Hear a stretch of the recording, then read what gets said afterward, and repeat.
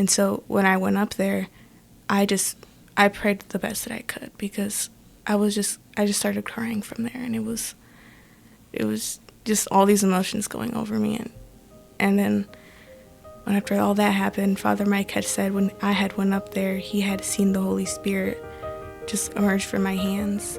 And I don't know, after I heard he had told us that, I just knew that she was going to be okay.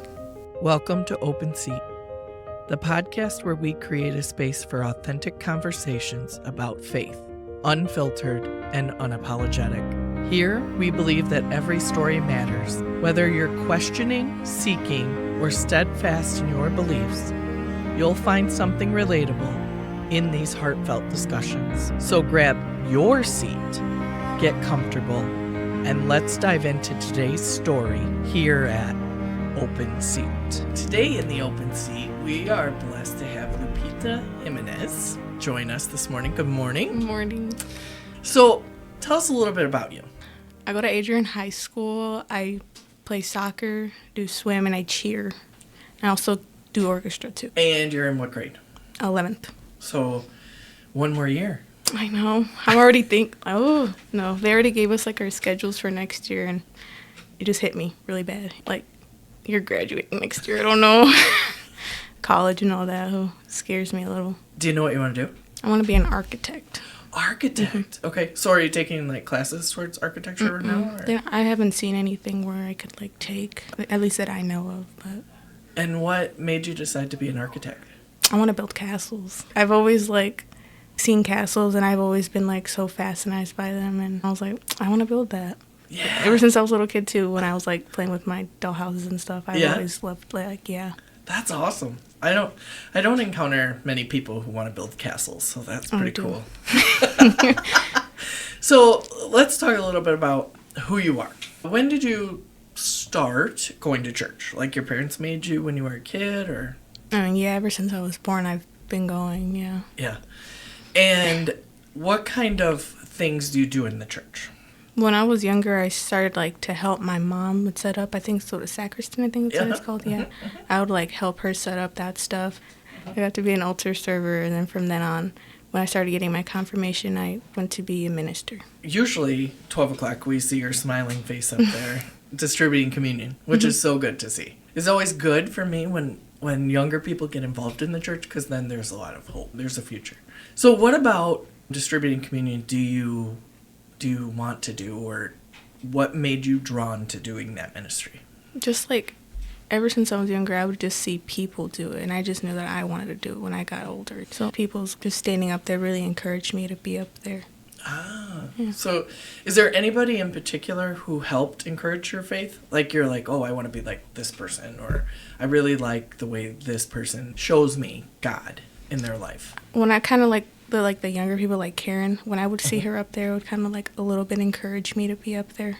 What about any older people? My dad, yeah. I don't know how to explain it. He's just so into God, and I don't know, it kind of did encourage me a little bit. Now, your family has had some challenges, right? We were blessed to hear your sister Veronica's story about Adelina, and your grandma has had cancer for a number of years. Yeah. So your family has faced some big challenges in the last couple of years. What helps you get through those challenges?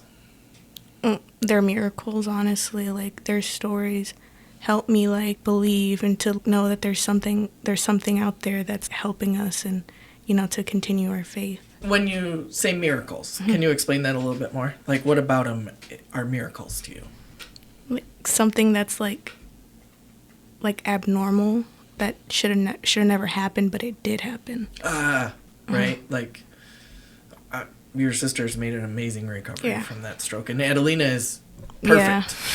Yeah. It's always very interesting on Sundays to see that she's with you, I think, more often than her mom and dad. Yeah. But she's just bouncing all over the place, which is a miracle. And with your grandma, what is the miracle? Well, when they had told us that before this surgery, they had told us she didn't have long to live, about 6 months to a year, and I was just distraught. I didn't know any of this. My mom kept this to herself for a month, and when she told us all the news, we just broke down crying. And I And I thought she wasn't going to live because she was just only getting weaker after her surgery. So it was just really hard for me to have faith that there was going to be a recovery from anything. And she got diagnosed how long ago? I want to say like 2023, I believe. I remember you were in class at that time, and so it was looking pretty bleak at times. So what made you change your outlook on your faith, right? Because it's hard to believe that this could happen to somebody that I love. What made you change your faith to say no, that this is going to be okay? When my mom had asked Father Mike to come and pray for her for I think it was the first or second time when it was getting really bad. He had asked all of us to go up to and raise our hands and pray for her. And I was really hesitant at first to go because I just didn't want to go up there. But then my mom just looked at me and she was like, go up there, it's going to be okay. And so when I went up there, I prayed the best that I could because I just started crying from there. And I felt all these emotions since I was a little kid, all these memories just bringing back to me. And it was really rough. It was really hard. It was just all these emotions going over me. And then when after all that happened, Father Mike had said when I had went up there, he had seen the Holy Spirit just emerge from my hands. And I don't know, after I heard he had told us that, I just knew that she was going to be okay. And she's doing well, right? You're blessed because in your household you have different generations living there. Yeah. You have your grandparents, your parents, you guys, and then your niece was living there but moved out. So there was 4 generations in one house. Oh, yeah. So you've seen the whole progress of your grandma, right? That had to have been moving to be able to see her from her lowest points to now her doing well. Yeah. Because there would be some times where she just would not want to get out of bed. She would just be sad all the time and not want to talk to anybody. And it would just hurt my feelings because sometimes she would just be talking to you and she would forget who you were at times. And it would just hurt me because I thought that I was just losing her. So I want to switch gears a little bit to how is it living in a household with so many people? It's a lot. Because we only had one bathroom, and when somebody wants to use the bathroom, somebody else wants to use the bathroom. It's a lot. It's a lot, yeah. But what are some of the benefits you think of everybody living all together? When I didn't drive, I had a lot of rides. Well, and I'm sure your parents are thinking that now because they're oh, we don't have to drive because there's a lot of younger people who can drive now, right? Yeah, my mom literally, she's never driven like that, but she's always just using me to go to the store and stuff. Yeah. Because she'll know I'll say yes. Then my brother and my dad. So you're in, let me get this straight, cheer, soccer, orchestra, and what's the other one? Swim. Okay. So what's your favorite? Cheer. Ooh. I love it a lot. I love the atmosphere of everybody there. It's so welcoming. The coach, I love her. Okay. I've never had a coach who was, because this was my first year last year, and she wanted me to join, and I was like, okay, I'll try it out. She was just so welcoming. She wanted me to be there. She encouraged us to be there, and I just loved everything about everybody there. Because everybody said people were mean, but I was like, no, they're not. They're not. They're really nice. So you have one more year of high school. You're doing cheer again. How do you keep your faith a part of your life when you've got a million activities going on? I'll usually I'll pray once I'll go to bed or once I wake up. Do you guys pray the rosary as a family a lot, or you probably did when you were younger? When I was younger, yeah, a lot we did. But as I grew up, my parents kind of left it to me if I was gonna do it or not, and I kind of haven't been doing it. Sure. But. Well, I think as our faith evolves, sometimes we find new ways to practice, new prayers that we like, or new ways to pray, or I just think it's part of the general growth process. Or the rosary is really good for some people. It's not something I'm inclined to do. Although sometimes I will find myself praying it just if I'm driving or something like that where I'm going long distance. What's your favorite way to pray? Do you have a favorite prayer or a favorite saint or? I just like talking in a way, asking God if anybody needs help, help them, because if I was in that situation, I would want somebody to pray over me. Then I'll pray the Hail Mary afterwards. So do you pray a lot for like your friends and Yeah. do you tell them I'm praying for you? Not really. I'll just keep it to myself usually. Sure. And then once something goes good, I'll be like, it worked. Just so you know. Yeah. I was praying for you. It's me. Well, I mean, I'm going to start giving you my prayer list because now I know you got some really powerful prayers. So yeah. I'll be handing over a list before we leave today.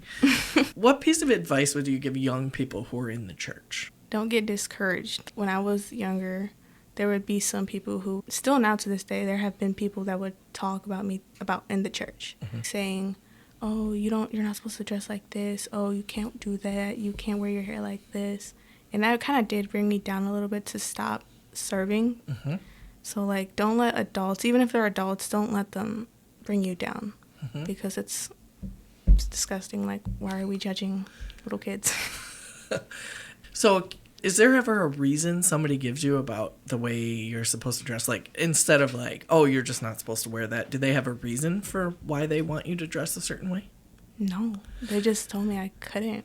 I mean, and I see their point, I get it, but then they would just tell me, you can't wear jeans at all. You can't wear these shoes at all. And you have to have your hair up when you're serving. And I'm like, I've never heard of these rules.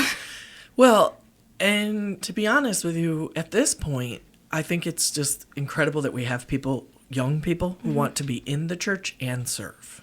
It's difficult these days to find people who want to volunteer in the church, let alone younger people, right? And so we've had that conversation. Yeah. And I'm always amazed, but I am so glad that you are very resilient on that stance, that you are still going to serve the Lord, because I think it's important to not forget what we're doing it for and who we're doing it for, instead of what other people think about that, you know? Yeah. So I am grateful that you have continued to say yes, even though people have said things to you. Yeah. Has people saying things to you changed your faith at all? Like, when they say those kind of things, like, do you ever... I mean, yeah, it has kind of made me, like, rethink a little bit. But then, like, I'll think back and I'm like, they don't matter. I'm not doing it for them, like you said. I'm doing it for him. And because I love doing this, I'm not going to stop because they keep on saying stuff. Thank you so much, because there's some people who need to hear that right now. And it's hard to say, but I'm grateful you said it. So thank you.